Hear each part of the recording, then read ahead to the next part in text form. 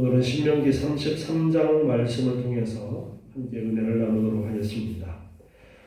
앞에 하나님께서 모세에게 너는 가나안 땅에 들어가지 못한다라는 말씀을 거듭 말씀하신 부분에서 왜 들어가지 못하느냐 하니까 모세가 하나님의 거룩하심을 드러내지 않았기 때문에 너는 들어가지 못하고 여기서 생을 마감하게 되어진다라는 말씀을 하셨습니다. 하나님께서 말씀하신 대로 모세가 했어야 되는데 백성들 앞에서 화가 나서 내가 너희에게 물을 내랴 그러면서 하나님의 명령과 다르게 행함으로써 하나님께서는 그것이 하나님의 거룩함을 드러내지 않은 것이다 라고 그렇게 지적하시면서 너는 가나안 땅에 들어가지 못할 것이다 라는 말씀을 하셨어요. 그래서 이제 오늘 말씀에서는 모세는 이제 마지막으로 이스라엘을 축복하는 그러한 내용이 33장의 내용이 되어집니다. 1절 말씀을 보니까 하나님의 사람 모세가 죽기 전에 이스라엘 자손을 위하여 축복함이 이러하니라. 모세가 이스라엘 자손들을 향해서 축복한 내용이다. 그렇게 말씀하면서 하나님의 사람 모세라고 모세 앞에 수식어가 붙어 있어요. 하나님의 사람이다. 사무엘이나 엘리야나 엘리사 같은 이러한 사람들에게 하나님의 사람이라는 이 수식어가 사용되어졌습니다. 이 말이 사용되어진 하나님의 사람이라는 수식어가 붙었던 그러한 사람들은 이스라엘과 하나님 사이에 중보의 역할을 특별히 했던 그러한 사람들이었습니다. 그래서 하나님의 사람이라는 것은 모세가 단순하게 인간으로서 이 일을 하는 것이 아니라 하나님과 사람 사이에 중보적인 그러한 자리에서 이 일을 하고 있다라는 것입니다. 바로 이 축복의 말도 단순하게 모세의 입에서 나오는 것이기 때문에 모세의 말이 아니라 하나님과 사람 사이에 중보하는 그러한 역할을 하고 있는 모세로서 하나님의 뜻하신 바를 따라서 지금 이 축복의 말들을 하고 있다라는 것을 이야기하고 있는 것이 하나님의 사람이라는 이 수식어가 담고 있는 것입니다. 모세는 마치 조상들이 생을 마감하면서 자녀들을 축복했던 것처럼 지금 이스라엘 가운데 나이가 가장 많은 사람이 모세. 그래서 또 모세가 지도자였고, 그래서 모세는 마치 자녀들을 축복하듯이 생을 마감하면서 이제 이 축복의 말들을 하게 되었습니다. 아브라함이 그랬고, 이삭이 그랬고, 야곱이 자녀들을 축복했던 것처럼 모세도 이제 이스라엘을 축복하게 되어지는데 아브라함과 이삭과 그리고 야곱의 자녀들을 위한 축복 속에 하나님의 예언적인 그러한 의미가 담겨져 있었던 것처럼 모세의 이 축복 속에도 하나님의 귀한 뜻이 담겨져서 이 축복의 말을 하게 되었습니다. 2절 말씀을 보니까요. 일러스되 이제 어떤 축복을 했느냐 하니까 여호와께서 시내에서 오시고 세일산에서 일어나시고 바란산에서 비치시고 1만 성도 가운데서 강림하셨고 그 오른손에는 불같은 율법이 있도다. 2절부터 오늘 본문 5절까지 말씀에서는 모세가 이제 구체적인 축복을 하기 전에 그 축복의 기원이 여호와 하나님으로부터 있다라는 것을 밝히면서 하나님에 대한 이야기를 하는 것이 5절까지 말씀이고 6절부터가 이제 구체적으로 지파들을 들어서 축복하는 그런 내용이 있습니다. 오늘은 이 5절까지 말씀을 살펴볼 텐데요. 여호와께서는 광야에서 자신을 그의 백성 이스라엘에게 전능하신 자로로 나타내시면서 이스라엘 백성들에게 모세를 통해서 율법을 주시고 또 모든 백성들에게 안전한 피난처가 되어주시고 그의 주권 아래서 하나가 되게 하셨다라는 것을 상기시키면서 이제 이 말씀을 하고 있습니다.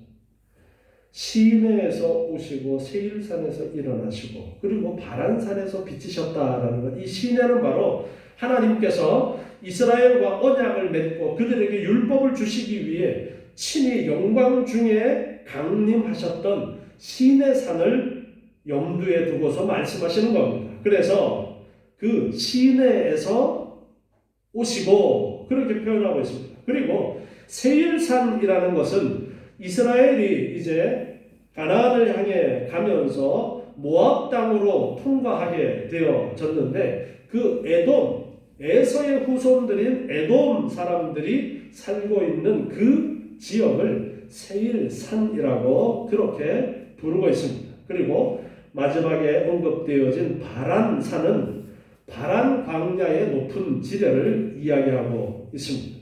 그래서 이 말씀이 어떤 의미를 이제 이야기하고자 하느냐 하면은 시내산에 강림하신 하나님의 그 영광스러운 임재하심의 그 모습이 어찌나 엄청나게 장엄하고 큰지에 대해서 하나님의 그 임재하심이 시내산에 임재하시는데 그것이 세일과 바란까지 지금 가나안 지경까지 그렇게 하나님의 그 임재하심의 모습이 드리워져 있다라는 그런 식으로 하나님의 임재하심이 얼마나 엄청난 큰 것인가 크기로 이제 표현을 하고자 이런 표현을 사용하게 되어졌습니다. 그리고 1만 성도 가운데서 강림하셨고 이렇게 말씀하고 있는데 이 1만 성도라는 이 표현은 천군 천사를 가리켜서 이야기하는 것입니다. 그래서 1만이라는 숫자는 아주 많다라는 것을 의미하는 것인데요. 엄청나게 많은 하늘의 천사들 가운데서 내려오셨다. 어디에 내려오셨느냐? 바로 시내산에 내려오셨다. 출애굽기를 보면은 시내산에 하나님께서 임재하셔서 구름 가운데 임재하셔서 말씀을 주시고 그리고 이스라엘과 언약을 맺는 그 광경이 아주 생생하게 기록이 되어져 있습니다. 그때에 하나님의 그 임재하심을 이제 모세가 언급을 하고 있는 거예요. 하나님께서 그때에 하늘에서 내려오셨는데 천군 천사 가운데서 내려오셨다. 그리고 그 내려오심이 얼마나 엄청났는지 시내산에서부터 가나안 근처까지 하나님의 그 임재의 모습이 드리운 것처럼 그렇게 하나님의 엄청난 분으로서 임재하셨다는 것을 표현하는 그런 표현인 것입니다. 그리고 오른손에는 불같은 율법이 있었다. 그렇게 말씀하십니다. 그때에 바로 하나님께서 율법을 주신 것을 이야기하고 있습니다. 시내산에 임재하셔서 그 크신 하나님, 하늘의 천군 천사들 가운데서 내려오셔서 무엇을 하셨느냐? 불같은 그러한 율법을 주셨다. 3절을 보니까 여호와께서 백성을 사랑하시나니 모든 성도가 그 수중에 있으며 주의 발 아래에 앉아서 주의 말씀을 받는도다. 여호와께서 백성을 사랑하신다. 모세는 축복을 하기 전에 다시 한번 하나님에 대한 이야기를 하면서 시내산에서 하나님이 그 감당할 수 없는 모습으로 임재하셨고, 그리고 하나님이 택한 백성 이스라엘을 사랑하신다 라는 것을 이야기합니다. 그래서 모든 성도가 그 수중에 있다. 하나님의 전적인 은혜로 애굽에서 나와서 시내산에서 하나님께서 말씀을 주시고 율법을 주시고, 그리고 축복의 땅 가나안까지 지금 여기까지 하나님의 사랑하심과 그리고 하나님의 보살피시는 손길로서 이렇게 있게 되어졌다는 것을 이야기하고 있습니다. 앞에 신명기 7장 7절부터 말씀을 다시 한번 돌아가서 보면요. 신명기 7장 7절에 여호와께서 너희를 기뻐하시고 너희를 택하심은 너희가 다른 민족보다 수요가 많은 연고가 아니라 너희는 모든 민족 중에 가장 적으니라. 여호와께서 다만 너희를 사랑하심을 인하여 너희를 사랑하셨기 때문에 또는 너희 열조에게 하신 맹세를 지키려 하심을 인하여 자기의 권능의 손으로 너희를 인도하여 내시되 너희를 그 종되었던 집에서 애굽 왕 바로의 손에서 속량하셨나니. 아멘. 하나님께서 왜 이스라엘을 택하셨는지를 말씀하고 있어요. 왜 이스라엘을 택하셨느냐?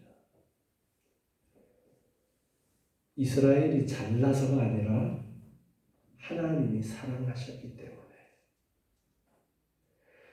하나님이 누구를 택하시느냐 하니까 저요 손드는 사람이 아니라, 목소리 큰 사람이 아니라, 잘생긴 사람, 똑똑한 사람, 깨끗한 사람, 그것이 아니라 하나님께서 보실 때에 사랑하고자 하시는 자를 하나님이 사랑하셔서 택하셨다. 그렇게 말씀하십니다. 여러분, 하나님이 우리를 택하심도 동일해요.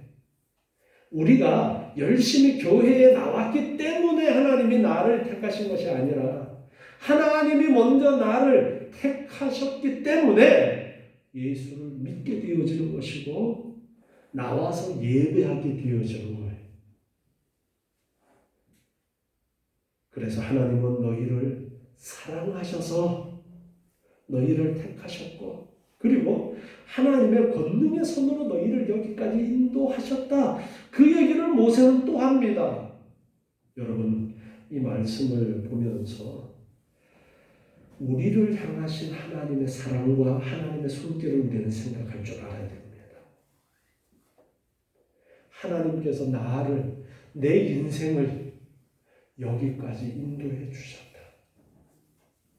우리의 삶 속에 많은 생사화복이 있습니다. 수많은 일들이 일어나고 있어요. 그런데 그 수많은 일들이 하나님의 사랑하심 가운데, 하나님께서 나를 사랑하시는 가운데 일어난 일들이고, 그리고 하나님께서 권능의 손으로 나를 아끼시고 보호하시고 지금 여기까지 있게 하셨다는 것을 여러분 아셔야 돼요.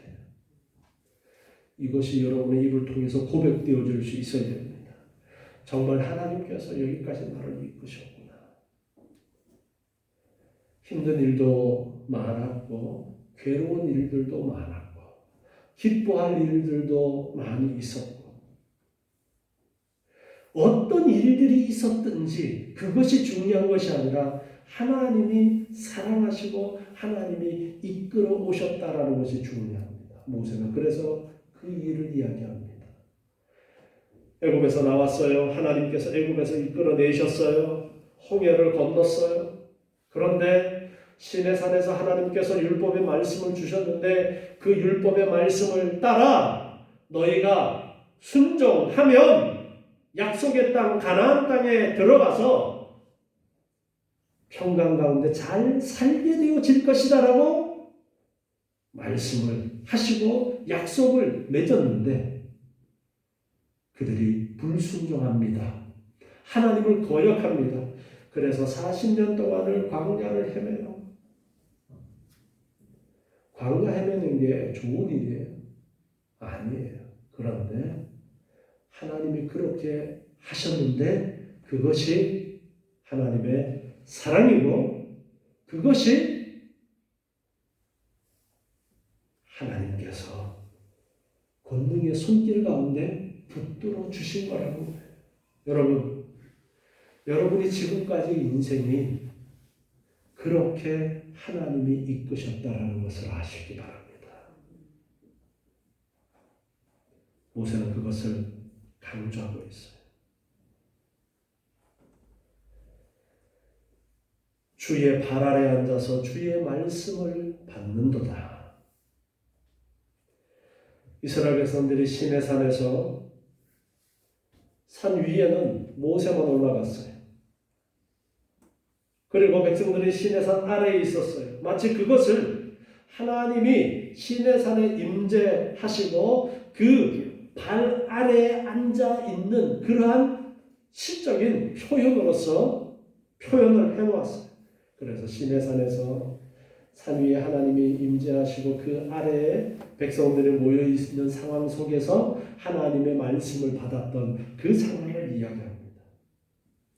4절에 보니까 모세가 우리에게 율법을 명하였으니 곧 야곱의 총회의 기업이로다. 모세 자신이 축복을 하면서 모세가 우리에게 율법을 명하였다라고 그렇게 이야기를 합니다. 모세가 자기의 이야기를 한 것이 아니라 하나님께 받아서 율법을 전하게 되어졌는데 백성들이 두려워서 하나님의 임재가 있었을 때 시내산에 하나님의 임재가 있었을 때 두려워서 모세에게 이야기합니다. 하나님이 직접 우리한테 이야기하게 하지 말고 너가 대신 받아서 우리에게 전해달라. 우리 두려워서 도저히 하나님께서 직접 말씀하시는 거 들을 수가 없겠다. 그렇게 말했어요.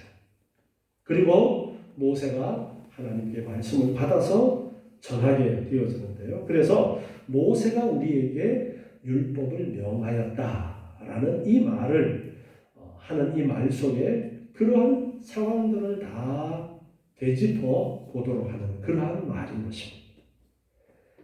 곧 야곱의 총회의 기업이로다. 야곱의 총회라는 것은 야곱의 이름이 후에 이스라엘로 바뀌어졌고 지금 애굽에서 나오는 이 사람들이 누구의 후손이냐면 야곱의 후손들이에요. 그래서 이스라엘이라고 부르기도 하고 야곱의 총회라는 이 말로 부를 수도 있는 것입니다. 그래서 이 야곱의 총회라는 것은 이스라엘 백성 전체를 가리켜서 이야기하는 것입니다. 그래서 율법이 곧 이스라엘의 기업이라고 그렇게 말씀하고 있어요. 하나님의 자녀된 이스라엘 백성들이 하나님께로부터 물려받을 수 있는 가장 귀하고 보배로운 것이다라는 그런 의미로 말씀하고 있어요. 이스라엘의 기업이다. 이스라엘이 물려받을 가장 좋은 것이 무엇이냐? 그것이 바로 모세를 통해서 말씀하셨던 율법이다. 모세를 통해서 주셨던 하나님의 말씀이 가장 귀한 것, 가장 보배로운 값진 것이다. 그것을 깨달으라고 말씀하고 있습니다. 그리고 또한 모세는 이 율법이 얼마나 가치 있고 귀중한 것인가를 이야기하면서 자녀들에게도 후손들에게도 이 율법의 가치를 바로 알고 율법을 가장 귀한 것으로 알고 전해지기를 원하면서 이 말씀을 하고 있어요. 모세가 창세기, 출애굽기, 레위기, 민수기, 신명기 이렇게 모세오경을 글로 써서 후손들에게 전해주게 됩니다. 대대손손 이 말씀이 얼마나 귀한 것인가를 알도록 하고 있어요. 우리 시편 147편 10절부터 말씀에 보면은요. 시편 147편 10절부터 말씀이에요. 읽으면서 제가 설명하겠습니다. 여호와는 말의 힘을 즐거워 아니하시며 사람의 다리도 기뻐 아니하시고, 달리는 말을 이야기합니다. 말의 그 힘을 하나님이 즐거워 아니하시고 사람의 다리도 기뻐 아니하시고 자기를 경외하는 자와 그 인자하심을 바라는 자들을 기뻐하시는도다. 하나님이 어떤 자를 기뻐하시느냐 하니까 하나님을 의지하는 자를 기뻐하신다라는 거예요. 하나님께 매달리는 자를 기뻐하신다라는 거예요. 심령이 가난한 자를 기뻐하신다라는 거예요. 힘있고 능력있게 하나님 앞에 뭔가를 하는 사람, 그 사람을 하나님이 기뻐하시는 것이 아니라 하나님을 의지하고 하나님께 매달리고 하나님께 기도하고 하나님을 붙드는 자들을 하나님이 기뻐하신다라고 말씀하고 있습니다. 예루살렘아 여호와를 찬송할지어다. 시온아 내 하나님을 찬양할지어다. 저가 내 문빗장을 견고히 하시고 너의 가운데 자녀에게 복을 주셨으며, 예루살렘 시온은 바로 이스라엘을 대표하는 그러한 명칭으로 사용하고 있는 거예요. 내 경내를 평안케 하시고 아름다운 밀로 너를 배불리시며 그 명을 땅에 보내시니 그 말씀이 속히 달리는도다. 눈을 양털같이 내리시며 서리를 재같이 흩으시며 우박을 떡부스러기같이 뿌리시나니 누가 능히 그 추위를 감당하리요. 그 말씀을 보내사 그것들을 녹이시고 바람을 불게 하신즉 물이 흐르는도다. 여기에 보면 그 말씀이 15절에서 속히 달린다 했는데 그 말씀하신 것을 따라 자연의 여러 현상들이 나타나고 있다라는 것을 이야기합니다. 하나님의 명하신 그 명령을 따라서 비도 내리고 눈도 내리고 우박도 내리고 바람도 불고 모든 일들이 일어나고 있다는 것을 이야기하고 있어요. 하나님의 말씀에 의해서. 19절에 보니까 저가 그 말씀을 야곱에게 보이시며 그 율례와 규례를 이스라엘에게 보이시는도다. 그런데 하나님께서 그 말씀을 야곱에게 보이셨고 율례와 규례를 이스라엘에게 보이셨다. 20절에 아무 나라에게도 이같이 행치 아니하셨나니 저희는 그 규례를 알지 못하였도다. 할렐루야. 다른 나라들은 하나님의 그 율례를 듣지 못했는데, 받지 못했는데 하나님이 특별히 말씀을 주셔서 하나님의 율례를 이스라엘에게 주셨다. 야곱에게 주셨다. 그 말씀을 하고 있어요. 로마서 3장 1절부터 말씀을 또 한번 보겠습니다. 로마서 3장 1절부터 말씀을 보면요. 그런즉 유대인의 나음이 무엇이냐 할례의 유익이 무엇이냐 범사에 많으니 첫째는 저희가 하나님의 말씀을 맡았습니다. 자, 유대인들이 자랑할 만한 것이 무엇이냐 하니까 하나님의 말씀을 맡은 것. 하나님이 특별히 이스라엘을 택하여서 그들에게 율법을 주신 것, 그들에게 율례를 주신 것, 그것이 첫째라고 그렇게 사도 바울도 언급을 하고 있습니다. 하나님께서 시내산에서 임재하셔서 하나님의 율례를 모세를 통해서 주신 그것이 바로 야곱의 총회에 대대손손 귀하게 물려주어야 될 기업이다. 지금 모세가 그렇게 이야기하고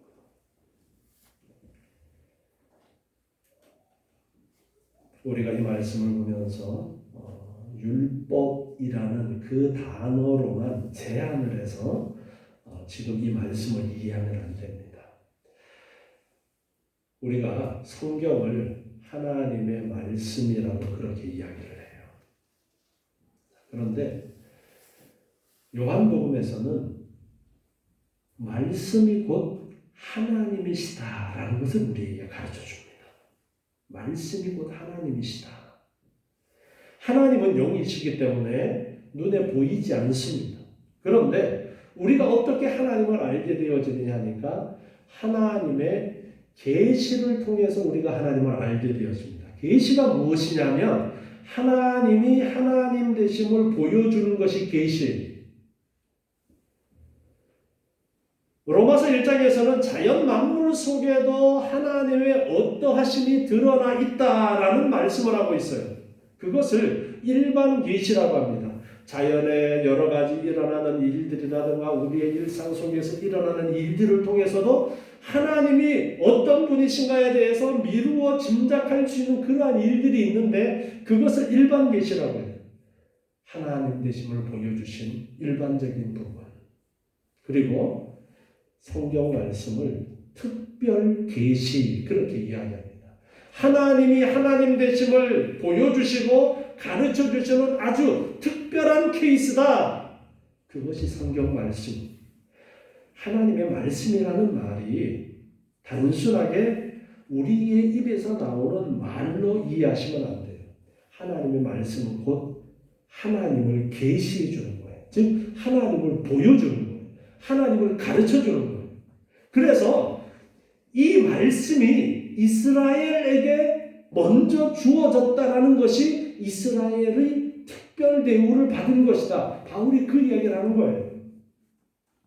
하나님의 계시가 먼저 그들에게 보여졌어요. 하나님이 어떤 분인지를 먼저 그들에게 가르쳐 주셨어요.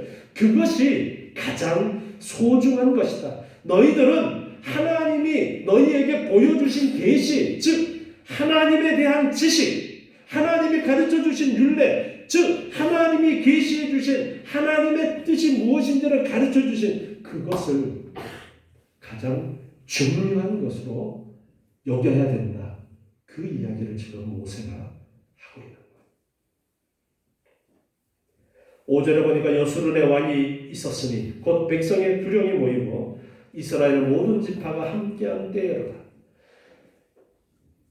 시내산에 모든 백성들이 다 같이 모여 있어요. 그래서 백성의 대표들을 이제 뽑아서 먼저 모세하고 좀 더 위에 올라갑니다. 그리고 그 중에서 모세가 여호수아와 또 떨어져서 하나님께 나아가서 하나님으로부터 말씀을 받게 되어집니다. 지금 그 상황을 떠올리도록 하고 있어요. 백성의 두령이 모이고 이스라엘 모든 지파가 함께한 그때 시내산에서 하나님께서 임재하셔서 말씀을 주실 때 그 상황이에요. 그때에 여수론의 왕이 있었으니 이 여수론이라는 말은 앞에서도 나왔었는데요.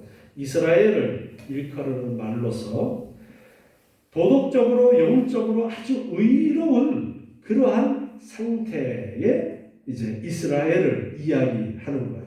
그때에는 아주 아름다운 그 이스라엘 가운데에 왕이 있었다.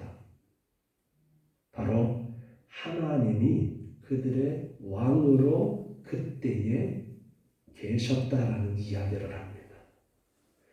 그때에 하나님이 말씀을 주셔요. 율법을 주셔요. 그것이 왕으로서 백성들에게 율례를 반포하는 것처럼 당시에 이해할 수 있는 인간이 이해할 수 있는 수준이 그 수준이었기 때문에 그래서 왕이라는 표현을 들어서 지금 가르쳐주고 있거든요.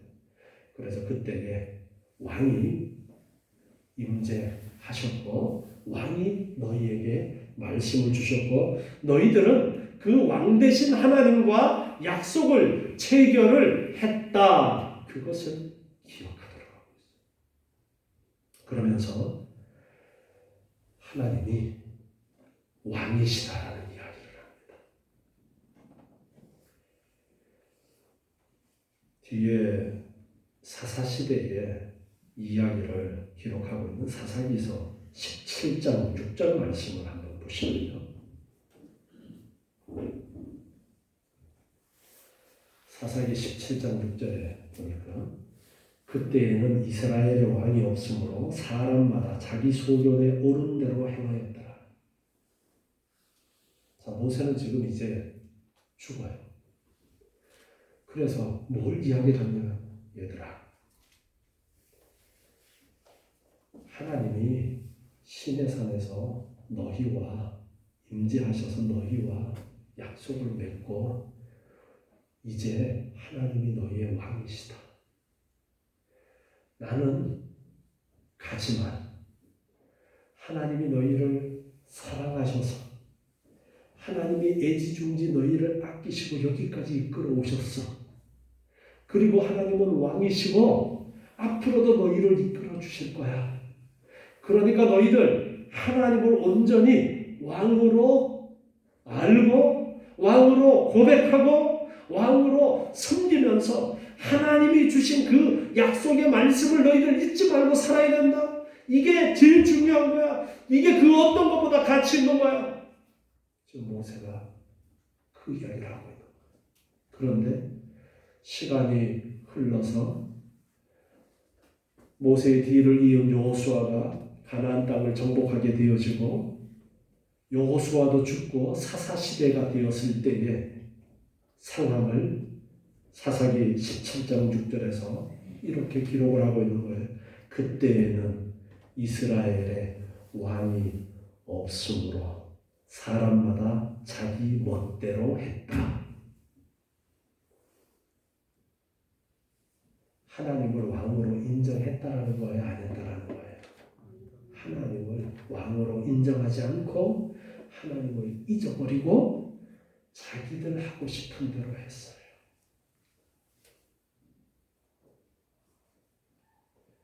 사무엘상 8장 4절 5절 말씀 보면 사무엘 때에 이스라엘 모든 장로가 모여 라마에 있는 사무엘에게로 나아가서 그에게 이르되 보소서 당신은 늙고 당신의 아들들은 당신의 행위를 따르지 아니하니 열방과 같이 우리에게 왕을 세워 우리를 다스리게 하소서. 사무엘 때에는 이제 드디어 백성들이 지도자가 사무엘에게 가서 우리에게 왕을 세워주십시오. 주변에 다른 나라들은 왕이 다 있는데 우리는 왕이 없어. 우리에게 왕을 세워주십시오. 여기에 대해서 하나님이 뭐라고 하셨어요? 사무엘이 이 이야기를 듣고 너무너무 가슴이 아팠어요. 그런데 하나님이 말씀하십니다. 사무엘아, 저들이 너를 버린 것이 아니라 나를 버린 것이다. 모세는 지금 하나님이 이스라엘의 왕이시다라는 것을 강조를 해요. 그걸 잊어서는 안 된다. 그런데 이스라엘 백성들은 하나님을 왕으로 인정하지 않고 하나님의 명령을 뒤로 던져버리고 자기들 하고 싶은 대로 해요. 그리고서는 사사기 마지막 사무엘 때 가서는 우리에게 왕을 세워달라. 그렇게 하나님에게 요구를 합니다. 하나님을 버려. 하나님을 저버려. 인간이 어떻게 해보겠다. 인간의 힘으로 어떻게 해보겠다. 주변의 나라들은 왕이 있어가지고 그 왕이 전쟁터에 나가서 전쟁을 이끌고 하는데 우리는 왕이 없어가지고 전쟁이 일어나면은 우왕좌왕 어떻게 할 줄도 모르고 그러니 우리도 왕 세워줘. 그 이야기를 했습니다. 여러분, 하나님을 모르면 이렇게 됩니다. 하나님의 존재를 모르고 하나님이 살아계시다는 것을 모르면 이렇게 되어져요. 인간의 수단과 방법을 동원할 수밖에 없어요. 하나님이 안 보이니까. 그래서 모세는 강조하고 있습니다. 너희들 하나님을 인정해야 된다. 하나님을 왕으로 온전히 모셔야 된다. 하나님이 임재하셔서 그때에 주신 하나님의 계시, 하나님을 보여주신 것, 하나님 되심을 가르쳐 주신 그 내용, 그 율법, 그 말씀, 그건 너희들 그 어떤 것보다 중요하게 여겨야 된다. 시편 119편 72절 말씀에 보면은요, 시편 119편 72절에 주의 입의 법이 내게는 천천 금은보다 승하니이다. 이렇게 고백합니다. 하나님의 말씀, 하나님에 대한 지식, 우리는 이 신구약 성경 말씀을 그것보다 귀하게 여겨야 돼요. 하나님에 대한 지식을 그 어떤 것보다 귀하게 여겨야 돼요. 여러분, 자식들에게 돈 물려주고 싶잖아요. 좋은 거 물려주고 싶잖아요. 그들에게 올바른 신앙을 심어주세요. 그들에게 하나님에 대한 바른 지식을 가르쳐주세요. 하나님의 말씀을 가르쳐주세요. 그것이 천천 금은보다 귀한 거예요. 여러분,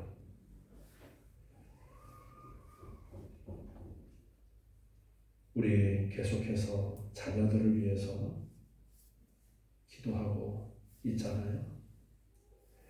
믿지 않는 가족들을 위해서 기도하고 있잖아요. 하나님께 더 매달려야 돼요. 그리고 그들에게 복음을 전해주어야 돼요. 지금 이 자리에 함께 예배하지 못하고 있는 자녀들, 이 자리에 함께 예배하고 있지 못하는 가족들, 그들에게 말씀을 전해주어야 됩니다. 그리고 기도해야 돼요. 하나님, 빨리 돌아오게 해주십시오. 그들에게 돈 물려주려고 뼈 빠지게 일하지 마시고 그들을 바른 신앙으로 이끌어 주려고 뼈 빠지게 일하세요. 그들에게 하나님에 대한 지식을 바로 전하려고 몸부림치세요. 돈이 뭐예요?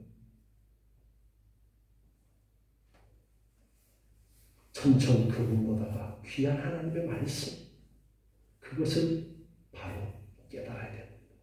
오늘 모세는 그것을 강조하고 있어요. 너희에게 기업이다, 하나님의 말씀이. 이거 꼭 잊지 마라. 하나님이 왕이시다는 건 잊지 마라. 우리도 우리의 삶에 내 멋대로 내 하고 싶은 대로 사는 것이 아니라 정말 하나님을 왕으로 모시고 하나님께서 말씀하신 대로 살려고 힘쓰고 애써야 돼요. 그런 삶을 살아야 돼요. 여러분 지금 삶을 돌아보세요. 여러분이 지금 하나님이 원하시는 대로 하려고 힘쓰고 있는가? 어떻게 하면 돈 한 푼 더 벌어서 돈 한 푼 더 모아가지고 자식에게 물려주고 좋은 거 사고, 그게 우리 인생의 목표가 아닌가 여러분 생각해 보세요. 그러면 잘못 짚은 거예요. 정말 어떤 것이 가치 있는 것인가를 놓쳐버린 거예요. 하나님의 왕이시고 하나님의 말씀이 우리의 기업이 되어져야 돼요. 자녀 손손이 물려줄 가장 가치 있는 것이 되어져야 됩니다.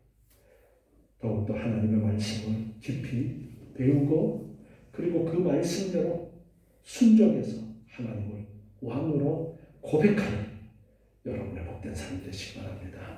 기도하겠습니다. 하나님 감사합니다.